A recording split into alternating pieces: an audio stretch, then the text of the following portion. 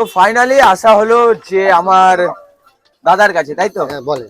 তো দাদা কেমন আছো? আমি খুব ভালো আছি কাজুদা, আপনি কেমন আছেন? আমি খুব ভালো আছি। হরে কৃষ্ণ।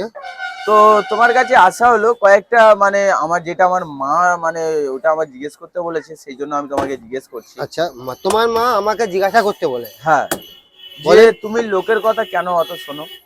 আমি লোকের কথা শুনি না। যদি না শোনো তাহলে ওই যে মাঝে তুমি বলেছো ও টেরা মাল, খালি অডি ফডি কথা বলে, ও কোন দিকে তাকায়, একটা হাওড়া একটা শিয়ালে। তুমি কি বাস্তব টেরা না? ওটা ভগবান করেছে। মুচিকে মুচি বললে রাগ করবে কেন? কাওড়াকে কাওড়া বললে রাগ করবে কেন? তুমি টেরা মানুষ, টেরা বলেছি রাগ করছো? তোমার মা বলেছে, এইসব কথাগুলো কেন বলছো? ওইসব পার্সোনাল ম্যাটার ভিডিওর ঠিক আছে বলবে, ভিডিওর সামনে কেন বলবে?